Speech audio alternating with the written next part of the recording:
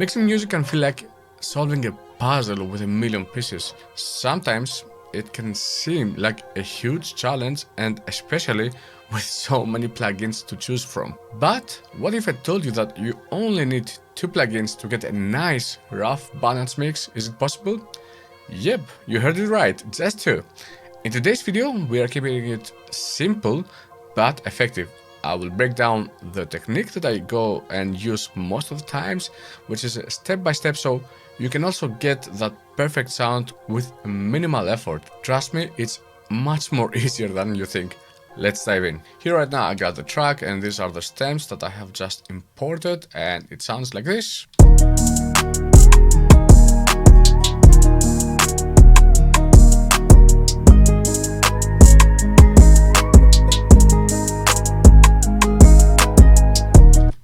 You can hear right away that we are clipping like hell.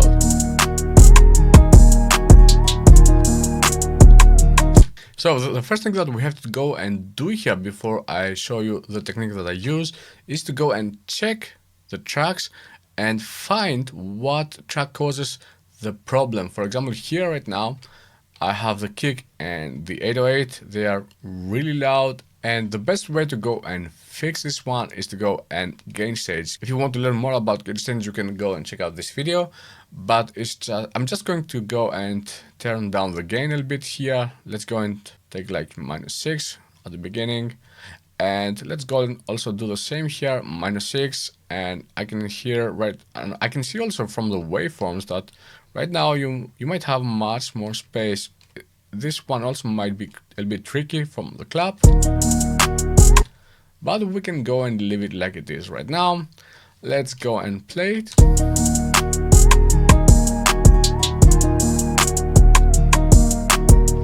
We are still hitting a 3.5 dB here on the peak, but if I go and open here the mixer,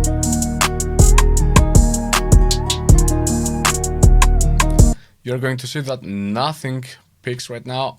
This is also the clap that I mentioned earlier. You can go and turn it down a little bit more, like -4.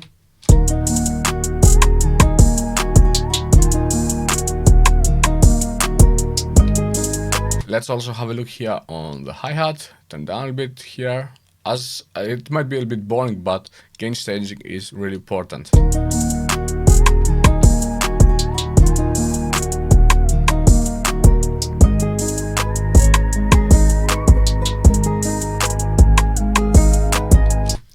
We can go and overdo it also if you want, but I don't want to waste your time so much with the gain staging. But it is really important to know that gain staging is a crucial step in mixing. Think of it like setting the foundation for your mix. If you get this right, everything else will fall into place much easier. Now let's go and take down all the faders that we have here on our track a little bit. Let's go and start with a -5, -6, somewhere there.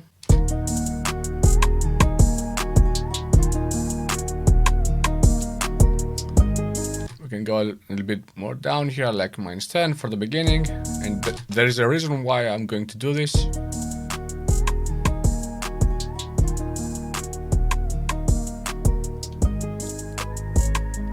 Okay, so right now I am hitting at -6.8. We have a lot of headroom, but I will just go and also this one's here to turn a little bit more down again from the gain staging. Let's go and put it on -9.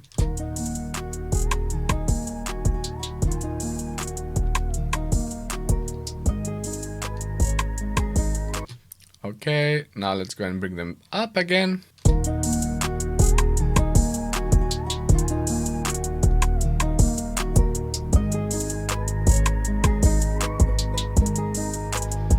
Okay, we have a lot of headroom here right now to start the method that I mentioned earlier.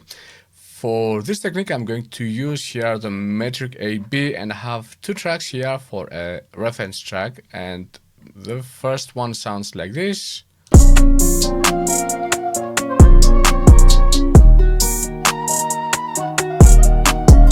And the second one sounds like this.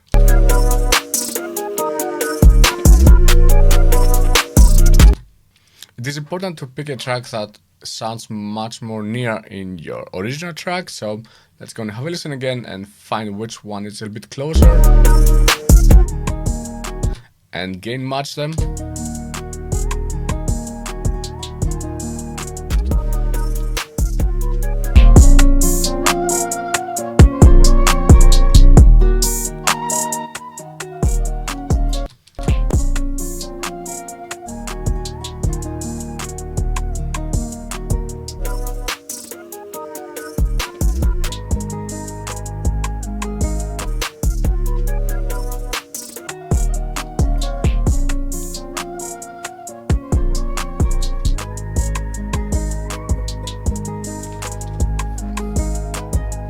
This one comes a little bit more closer, I think, in my opinion. Now we want to use this track as a reference track because this, let's say for example, is a track that is already released. You are going to choose a track that is already released and it's already mastered and everything, because you want to gain match the level, to have this balance. For example, you know that the kick, let's say for example, from a track from Drake, is this kind of loud, and you want to make a track or a type beat like a Drake, and you want to approach his kind of mixed beats. But let's have a listen and you will understand right away what I mean. The blue is the original track and the yellow is the reference track.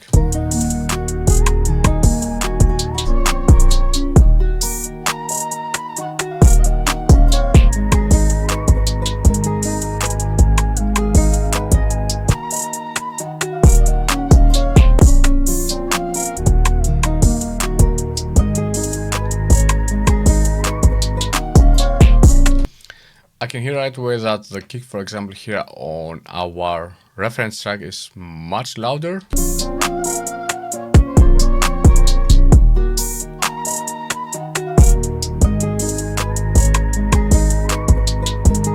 And our original track has this kind of power 808 there. It might take you a lot of time to go and fine-tune this technique that I already mentioned, but this is the reason why I said that there's also one plugin that you can go and use and make your life much easier. If you have the Metric AB, you can go and also use here the sub. Let me go on spectrum, go on average, infinity, small average here, and hold.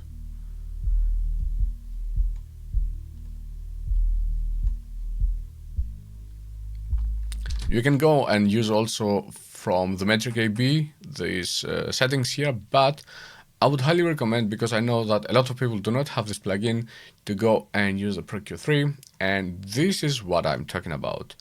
I'm going to use the Pro Q3 to have these different bands. For example, you can see here on my presets that I have 8 different bands.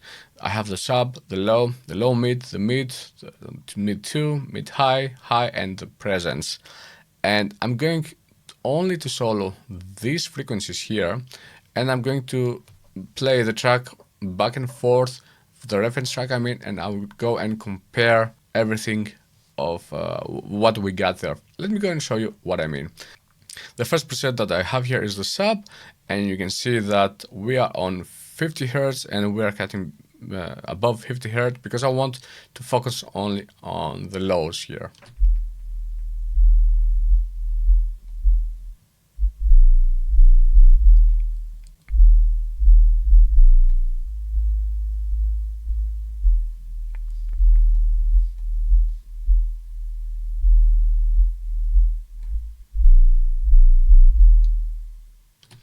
It's really difficult to have to listen right away how everything sounds. That's why I'm going to use this plugin, because I can see right now that the reference track has much more low frequencies in comparison with my track.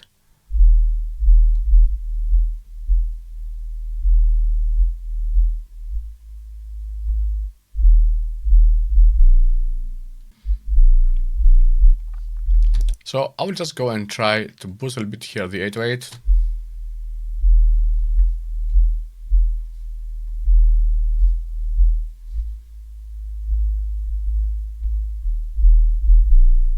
And a little bit the kick.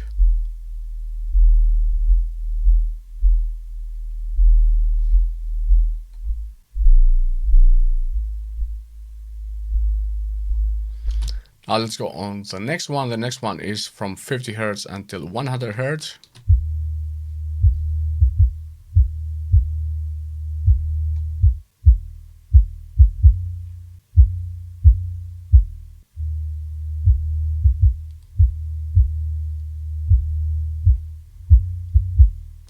we are not so far away. Let's go on our next band.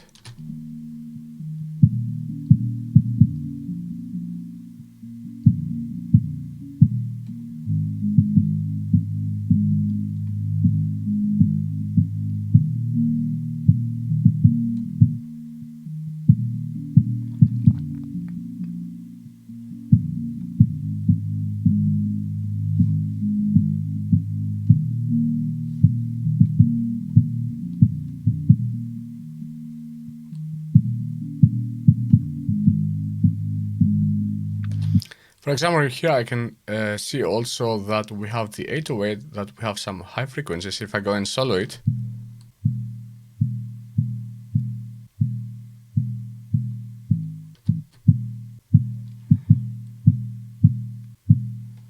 now I think that we have a problem here on the guitars.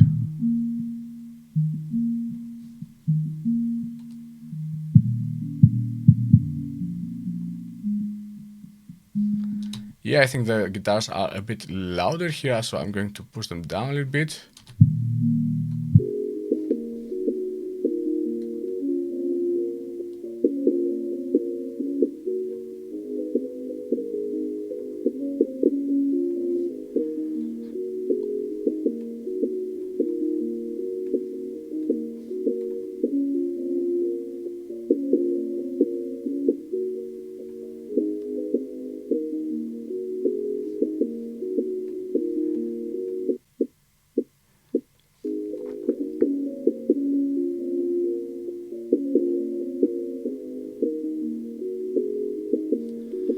Okay, now let's go on the next band.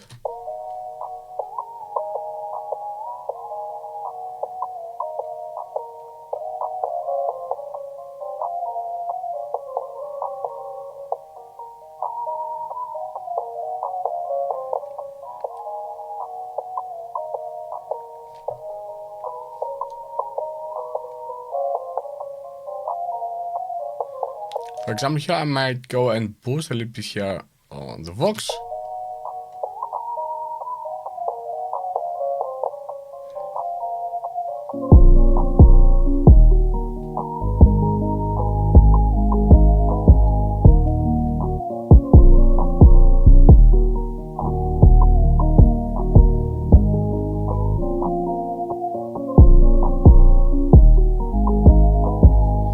Now let's go on our next band.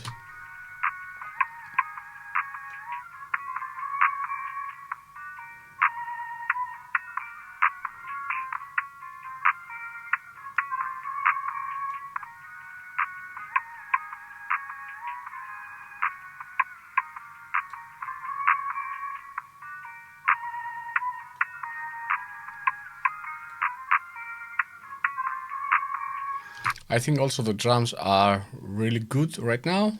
Let's go on our next band.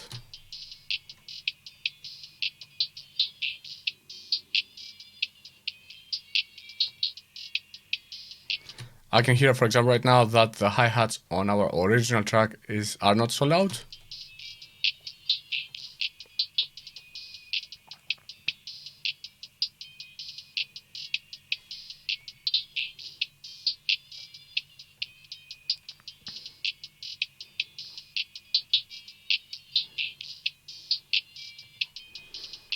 Let's go on our next.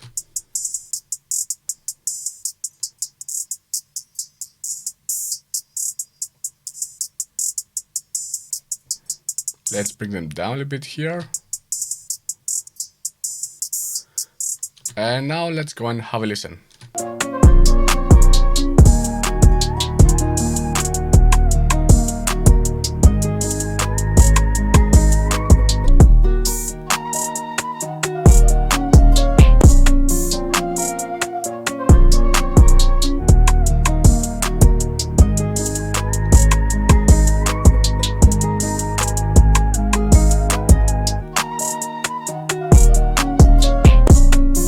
They are pretty close, but I want also to show you how you can go and use this technique with this track that sounds much more different.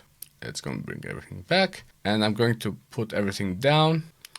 Let's go and from the beginning, my presets on the sub.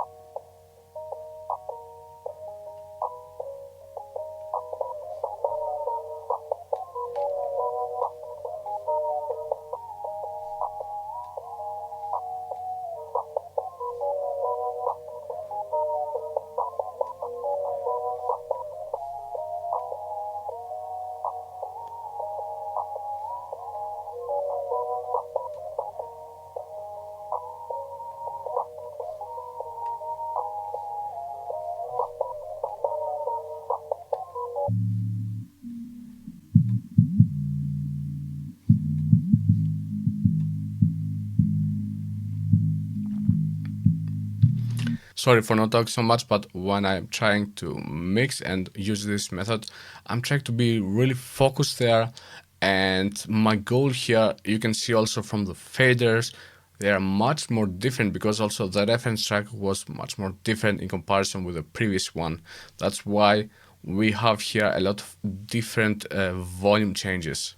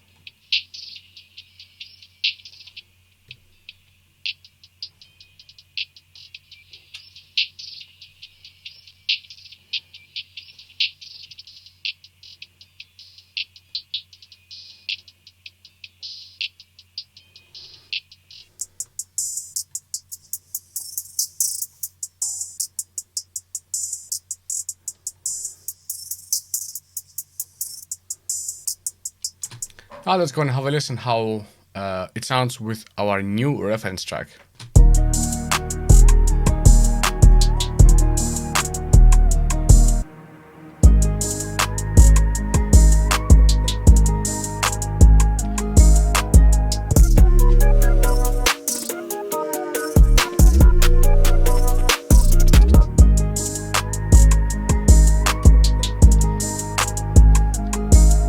I hope you can get the idea behind this technique. It's really important to understand why you want to use this technique. It's not going to fix your problems, but it's going to really help you to understand where, for example, your kick should be or where your main vocal should be, and many other things that you might think, okay, this sounds good right now, but if you put it against a reference track, you will hear right away that, for example, your vocal might be much louder in comparison with the reference track.